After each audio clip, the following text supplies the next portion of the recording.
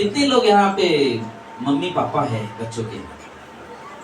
Mummy papa कितने लोग हैं?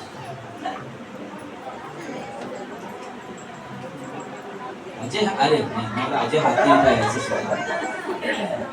कोई बात नहीं ना, हम सब मम्मी पापा है। आप अपने बच्चों पे खुश कब होते हो?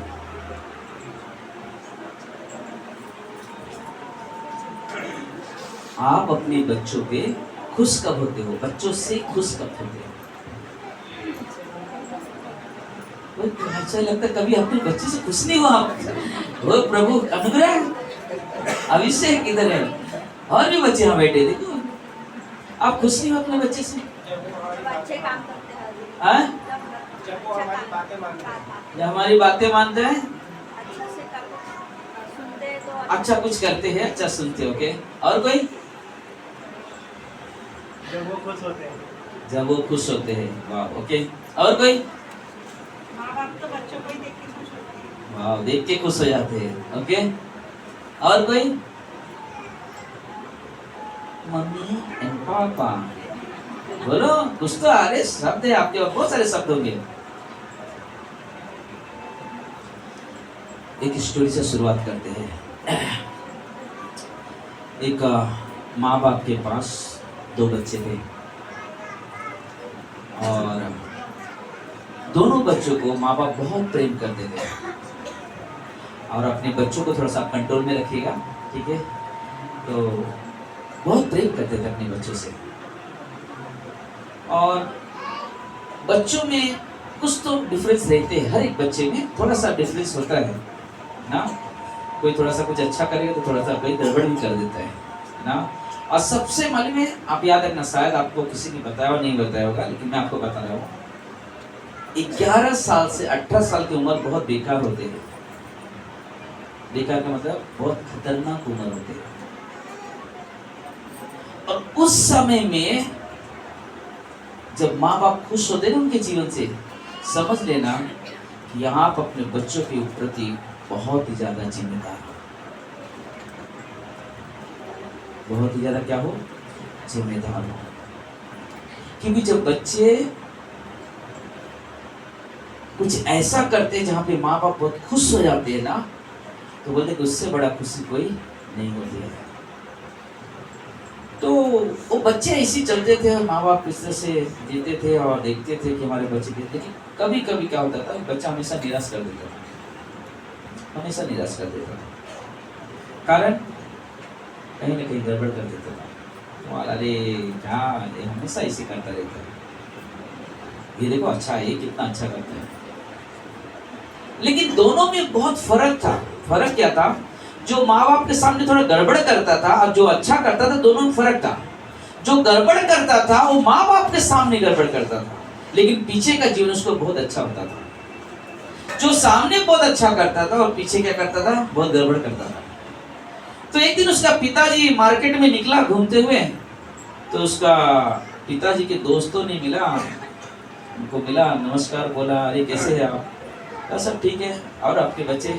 अरे वो बच्चा तो ठीक है, लेकिन एक तो बहुत परेशान। बोला क्या बात करें, आपके ये बेटा तो बहुत अच्छा बेटा है, मैं कभी भी उसको देखता हूँ बहुत आदर सम्मान से होता है, लेकिन नहीं आपका वो बेटा तो, आप बोला नहीं नहीं वो तो बहुत अच्छा है, ये तो बहुत बदमाशी करता है, कुछ ना कुछ गड़बड़ करता रहता है। बोलते नहीं, आपका सोच का फर्क है। जिस बच्चे को आप बोलते बहुत अच्छा कर रहे हैं ना, लेकिन मालूम है उस व्यक्ति ने कहा कि मैं अपनी आंखों से देखा हूँ, आपका छोटा बेटा मालूम है बाहर जितना आदर करता उतना घर में उसके अंदर आदर है, लेकिन मालूम है आपका जो दूसरा बेटा है वो आपके सामने दिखावटी आदर करता है, लेकिन बाहर क्या करता है? गलत जीवन जीता है। तब वो पिता बहुत नाराज निराश हो गया, मैं तो क्या सोच रहा था और क्या नहीं किया, मैं क्या सोच रहा था क्या सुनने के लिए। लेकिन आज हम जो बात करेंगे, जो सुनेंगे, बोले जो नए साल का जो ना, कल से हम 2024 में पहुंच जाएंगे रात को 12 बजे के बाद, लेकिन आज 2023 का आखिरी दिन है, आखिरी दिन है आज। और हम जो आपसे बात करने वाले हैं, ये हर एक विश्वासी के लिए और हर एक माँ बाप के लिए, हर एक पैशन के लिए बहुत आनंद की बात होती है जब उसके बेटे बेटियां या जब उसकी चर्च के लोग परमेश्वर में उन्नति करते हैं। हालेलुया। जब उन्नति करते हैं, जब परमेश्वर में बढ़ते हैं, तो वजह कि पैशन को बहुत आनंद मिलता है कि मेरे लोग, मेरे चुने हुए, यानी जिसके पीछे मैं अपनी जीवन कुर्बान कर रहा हूँ, उनके जीवन इन्वेस्ट कर रहा हूँ, वो परमेश्वर में क्या कर रहे हैं? बढ़ रहे हैं। और सबसे बड़ा आनंद उस वक्त होता है जब हम बाहर सुनते हैं कि आपके चर्च के लोग कितना अच्छा जीवन जीते हैं। और वैसे ही एक व्यक्ति है, तीसरा यूहन्ना के किताब में बोलते कि ऐसा व्यक्ति है जिसका नाम है गयुस। और 4 वचन, तीसरा यूहन्ना का 4 वचन कहता है, मुझसे इससे बढ़कर और कोई आनंद नहीं कि मैं सुनूं कि मेरे बच्चे सत्य पर चलते हैं। वाह! यूहन्ना उस व्यक्ति के बारे में बात कर रहा है जिसे उसने परमेश्वर के बारे में सिखाया, परमेश्वर का राह दिखाया और चल रहा है। और वो जो व्यक्ति है क्या कर रहा है? विश्वासी भाई बहनों का बहुत आदर कर रहा है। और वो लोग आके बोलते कि आपका जो उदास है मालूम है गयुस बहुत ही अद्भुत व्यक्ति है। और यूहन्ना वो सुनकर मालूम है बहुत आनंद करता है, बहुत खुश होता है। वाह, मेरे चर्च के लोग, मेरा वो शिष्य जिसे मैंने इतना समय उसे इन्वेस्ट करा, जिसे बाइबल सिखा रहा था, जिसे वचन सिखा रहा था, वो आज इतना अद्भुत कार्य कर रहा है। बोलता कि यूहन्ना वही शब्द यहाँ पे दोहराता है, बोलता कि मुझे इससे बढ़कर और कोई आनंद नहीं कि मैं सुनूं कि मेरे बच्चे सत्य पर चलते हैं। मेरे आनंद का कारण तुम हो और मेरे परमेश्वर द्वारा मुझे मिला है। तो देखिए, कलीसिया मेरे लिए आनंद का विषय है और यहाँ पे आए हुए लोग परमेश्वर के दिए हुए लोग हैं। हम सब एक दूसरे को नहीं पहचानते थे, लेकिन परमेश्वर ने क्या किया? हम लोग को मिलाया, हमें एक परिवार में जोड़ा। पता आप धागा देखा? धागा, हम ऐसे लोग यहाँ पे बैठे हुए लोग हैं ना, जो प्रभु यीशु में विश्वास कर, जो लोग ना एक धागे में पिरे हुए लोग हैं। हमारे इस रिश्ते में गांठ नहीं होनी चाहिए ना। गांठ जिस धागे में होता है, इसका मतलब हो गया वहां जोड़ डाला हुआ है। जहां पे गांठ आ जाएगा समझो वहां पे कुछ जोड़ा गया है धागा। लेकिन जिस धागे में गांठ नहीं, लेकिन एक धागे में पिरोया गया है, बोलते कि वो रिश्ता सबसे मजबूत रिश्ता है। और वो धागा हमारा प्रभु यीशु मसीह है, जिसके धागे में हम सब पिरोए गए। हालेलुया। और वो परमेश्वर है जो एक धागे में हमें, आप देखा एक हार होता है आपके पास होगा, चेन होगा आपके गले में, सोने का होगा, चांदी का होगा, जो भी चेन होगा, उसको तो एक साथ में जुड़ा हुआ है ना, जुड़ा हुआ है। लेकिन आप जब एक आदमी कोई मनी बनाता है तो क्या करता है? एक ही धागे में कलर करके क्या करता है? मनी को गूंथता है और बांध देता है। धागा एक है, लेकिन उसमें क्या है? अलग अलग कलर के मनी है। हम सब यहाँ के लोग अलग अलग कलर के लोग हैं, लेकिन परमेश्वर के एक धागे में पिरोए हुए हैं। और परमेश्वर बोलता कि मेरे लिए सबसे बड़ा आनंद का कारण तुम हो, क्योंकि तुम्हें मैंने अपने धागे में पिरो कर रखा है। तुम्हें अपने धागे में पिरो कर रखा है। मैं सोच रहा था जब यूहन्ना के 6 अध्याय में जब यीशु मसीह कहता है कि जो मेरा मांस खाता, जो मेरा लहू पीता है, वही मेरा शिष्य है, वही मेरे लोग हैं, तो बहुत सारे लोग यीशु मसीह से दूर भागने लगे।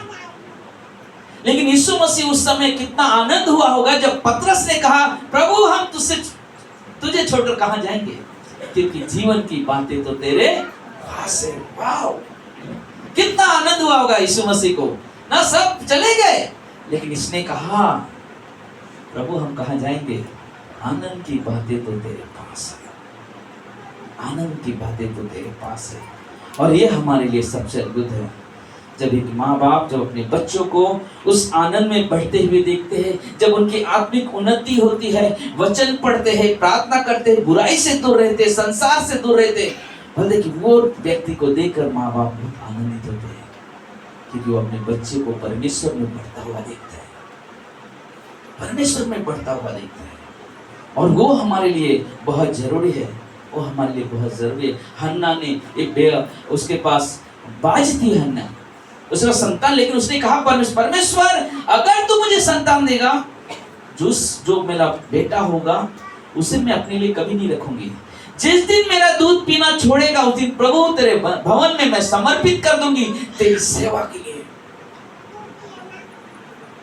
और परमेश्वर ने उसकी प्रार्थना सुनी और वो औरत जो बाज थी उसने एक बच्चे को जन्म दिया। और मालूम है उसने जो वादा किया था, वापस जब बच्चा दूध छोड़ता है उस भवन में आके कहती, प्रभु मैं वही स्त्री हूं जो तुझसे मैंने वाचा बांधी थी, और आज मैं उसी बेटे को लेकर आई हूं जो तूने मुझे महंगा वर दिया था, और मैं अपने वादे के मुताबिक ये संतान तुझे समर्पित कर दिया। सोचो परमेश्वर कितना खुश हुआ रहेगा। मैंने उसकी बात को सुना, उसकी पुकार को सुना, उसकी कोप को भर दिया। अब क्या हो रहा है, उसने जो मुझसे वादा किया था उस वादे के मुताबिक तो आगे बढ़ रही है। और ये एक विश्वासी के लिए सबसे अद्भुत है जब हम इस तरह से जीवन जीते हैं, जब हम इस तरह से जीवन जीते, जब हम इस तरह से चलते हैं। हाँ, और यूहन्ना का जीवन, यूहन्ना का सोच, यूहन्ना वो महसूस करता है जब उसने अपने प्रिय मित्र गयुस को सुना, उसके बारे में चर्चा सुना कि लोग उसकी प्रशंसा कर रहे हैं। मेरा एक दोस्त है, उसका नाम है नरेश पटेल, गुजराती है, और वो जब विश्वास में आया तो उसने क्या किया, पहला चीज उसके जीवन में क्या हो गया, वो लोगों से गालियों से बात करना बंद कर दिया, रफ बात करना बंद कर दिया, और जहां भी बैठा उस प्रभु यीशु की बात करता था। तो वहां पे कुछ टैक्सी के चलाने वाले लोग थे, उनके बीच में बैठा हुआ था। तो जब वो लोग बात करते तो हमेशा यीशु की बात करता था। एक दिन क्या हो गया कि वो उसमें जो टैक्सी ड्राइवर जो था वो क्या कि टैक्सी चलाते हुए आया, तो वहाँ पे एक हमारे पास्टर अतुल हैं जो सांताक्रूज में चर्च चलाते हैं, कश्मीर के पंडित है।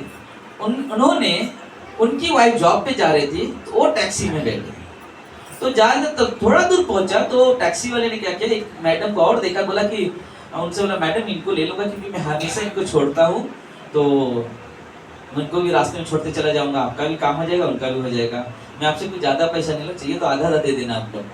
तो बोले नहीं कोई बात नहीं, आप बुला दो उसको। उन्होंने बिठाया, थोड़े समय में कुछ ही सेकंड लगा उन दोनों की बात होने लगा, मालूम पड़ा कि वो भी यीशु को मानती है, यीशु को मानती है, तो लोगों में बात होने लगा। तो ड्राइवर इनकी बात को सुन रहा था। कौन सुना था? ड्राइवर सुन रहा था उनकी बातें कि ये लोग यीशु की बात क्या कर रहे हैं, यीशु ने ऐसा किया, इस प्रभु ने ऐसा किया, मेरी ये प्रार्थना सुना, मेरी ये प्रार्थना सुना, मेरे जीवन में इतना ऐसे ऐसे काम किया। तो ड्राइवर सूटी से बोला कि मैडम एक बात बोलूं, मेरा भी एक दोस्त है, पहले जब हमारे बीच में बैठता था ना हमेशा रफ बात करता था, उल्टी सीधी बातें करता, लेकिन अब उसके जीवन में बहुत परिवर्तन आ गया है और वो बहुत अच्छी अच्छी बातें करता है। और जब हमारे बेटे तो उन्होंने पर कहाँ रहते हैं, पता कालीना में, तो उनका नाम क्या है, तो उसने कहा कि उनका नाम नरेश पटेल है। तो मालूम पास्टर अतुल की वाइफ क्या बोली, वो व्यक्ति मेरे चर्च का है। कितना अच्छा लगेगा ना ऐसे जब हम सब सुनते हैं कि मेरे लोग परमेश्वर में उन्नति कर रहे हैं, मेरे लोग परमेश्वर में बढ़ रहे, हर दिन उन्नति कर रहे। 23 क्या हुआ भूल जाओ, 24 क्या होने वाला उसके बारे में सोचो। आज वो बहन ने जो गवाही दिया, और भी 2 नए परिवार हमारे बीच में है। हमारी प्रार्थना थी, प्रभु एक क्रिसमस में कुछ ऐसे परिवार मिले जो सचमुच तेरे वचन को सीखने वाले हो और तेरे इस कलीसिया में जुड़ने वाले लोग आए। उस बहन की गवाही सुनकर मुझे बहुत आनंद मिला। दूसरा, क्रिसमस के दिन दीपा की आंटी चाची उन्होंने कहा पास्टर अभी हम लोग भी इधर शिफ्ट होने वाले हैं और हम लोग इसी कलीसिया में आएंगे।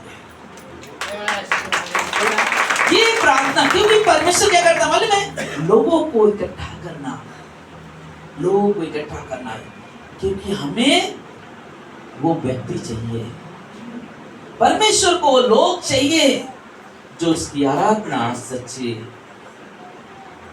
आत्मा से करे। क्योंकि परमेश्वर अपने लिए आराधक ढूंढता है जब हमारे यहाँ जब आराधना करने वाले लोग जब तितर बितर होने लगे, तो जिस दिन तितर बितर मुझे फोन आया कि हम नहीं आने वाले, तो हमने एक चीज प्रार्थना की, प्रभु मैं आप किसी के पास नहीं जाऊंगा, मैं आपके पास आऊंगा। आप प्रार्थना सुनते होंगे और आप कलीसिया के लिए आप आराधक लेके आओगे, आप स्तुति करने वाले लोग लेकर आओगे। और जिस दिन हमने प्रार्थना किया, ओमकार भाई थे, हम थे, मेरी वाइफ थी, और दूसरे दिन ही रोहन और तेजू हमारी चर्च में आए। और उन्होंने आगे मिला, मालूम पड़ा कि ये लोग ऑलरेडी क्वायर में थे, आराधना करने वाले थे, और ये लोग भी जैसे उन्होंने जुड़े थे, ये लोग 3 साल से चर्च की तलाश में थे। कई जगह गए लेकिन वहां पे दिल स्थिर नहीं हुआ, मन स्थिर नहीं हुआ। लेकिन जब ये लोग आए तो हमने कहा, देखा ये परमेश्वर का कार्य है, ये परमेश्वर का कार्य है। बोलते कि जब हमारे जीवन में कोई चढ़ाव उतार आए तो आप निराश मत हो, लेकिन अपने सच्चे परमेश्वर के ऊपर क्या करो, विश्वास करो और उससे मांगो। वो हमारी वो जरूरत पूरा करेगा जो आपकी सचमुच नीड है, जरूरत है। अगर आप सोचते हो कि मेरी ये समस्या कब निकलेगी, प्रभु है सुनेगा, प्रभु है सुनेगा। हमारा काम है पुकारना, हमारा काम है पुकारना, और वो देगा, वो देगा।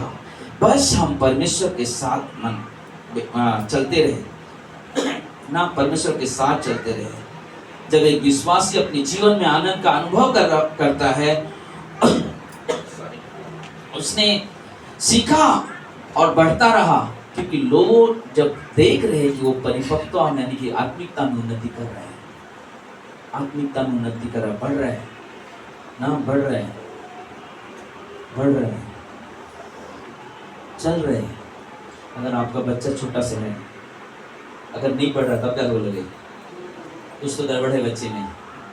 डॉक्टर के पास जाओगे, डॉक्टर मैं सब खिला रहा हूँ, सब खिला रही हूँ, लेकिन मेरा बच्चा बढ़ नहीं रहा है, मोटा नहीं हो रहा है, कुछ तो करो। मेरा जोएल मोटा नहीं होता। सुनील भाई बोलते, पास्टर एक दिन मुझे ना, मैं इसको मेरे पास भेजो, मैं उसको ना खाना खिला के मोटा कर दूंगा।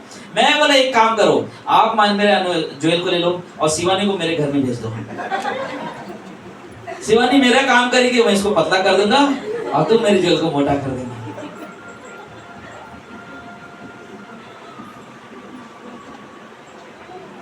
क्या सोच रहे हो? परमेश्वर चाहता है, परमेश्वर चाहता है आपके जीवन को देखकर आनंद मनाए। परमेश्वर चाहता है आपके जीवन को देखकर आनंद मनाना। जब बाइबल क्लास होते हैं, जब मीटिंग होते हैं, उपवास प्रार्थना होती है, बुधवार की सभाएं होती है, बोले कि आपको काम है सभा में मना। कभी कभी लोग क्या करते मालूम, थिएटर पहुंच जाते, मीटिंग है मेरे घर में और थिएटर पहुंच जाते पिक्चर देखने, और हमने देख लिया। मैं थिएटर भी नहीं कहता देखने से, ऐसा सोचना कहीं ना कहीं आदमी ने अपना कमजोरी छोड़ देता है, और वहां पे हमने देख लिया। मैं लगा क्यों बोल लूं, अगर रियल में अगर आदमी परमेश्वर से प्रेम करेगा ना, क्योंकि हम विश्वासी, पहला चीज हम पिक्चर में इंटरेस्ट नहीं रखते हैं, पिक्चर के गानों में इंटरेस्ट नहीं रखते। हमारे लिए अगर कोई आराधना, कोई गाना, पिक्चर है, वह यीशु मसीह, वो यीशु मसीह और कोई नहीं। इसलिए जब आप परमेश्वर में चलते हो, परमेश्वर में, तो आपका जीवन गवाह होना चाहिए। आप किसी के साथ चल रहे हो, किसी के साथ बैठे हो, आपका एक जीवन एक गवाही होना चाहिए कि आदमी यीशु को मानने वाला है। सचमुच एक गवाही होनी चाहिए। आज मालूम है, ओमकार भाई टैक्सी चलाते हैं, उधर बैठे हुए लोग हैं, मीनू खड़े हो जाएंगे, उनका परिवार पूरा, वसुंधरा जी का है, ये देखो हाथ में बेबी है, ये पेट में थी, और ये हॉस्पिटल जाने वाले थे, बैठ जाएंगे, देख लिया सब लोग ने। तो हॉस्पिटल जाने वाले थे, तो टैक्सी में लाइन लगा हुआ था, वहाँ पे सब लोग, कोई इतना मांगता है, कोई इतना मांग रहा है, कोई इतना मांग रहा है। तो ओमकार बोले आपको कहाँ जाना है? तो उन्होंने बोला हॉस्पिटल जाना है। तो आपने कितना दोगे? बोले इतना। ठीक है। उसके बाद कोई जा रहा है, तो लोग उनको बोलने लगे, अरे क्या तुम इतने सस्ते में? बोलता अरे यार ऑलरेडी 2 रुपये ज़्यादा ही दे रहे हैं, 10-20 रुपये ज़्यादा दे रहे, अभी क्या उससे क्या बड़ा घर लूट लोगे उसमें? क्यों? अब सुना है क्या हो रहा है। तो वो लोग तैयार होके गए, तो अंजलि नहीं आई ना, अंजलि के हाथ में बाइबल था और जा रहे थे। इनके टैक्सी में क्रॉस लटक रहा था, तो उन्होंने देखेगा कि अंकल आप क्रिश्चियन हो? बोला हाँ बेटा, मैं यीशु को मानता हूँ। आप मरियम वाले हो कि यीशु वाले हो? ऐसा पूछने लगा। तो उन्होंने बताया कि मैं चर्च में जाता हूँ, मैं बाइबल सीखता हूँ, पास्टर के साथ चलता हूँ, मैं प्रार्थना करता हूँ।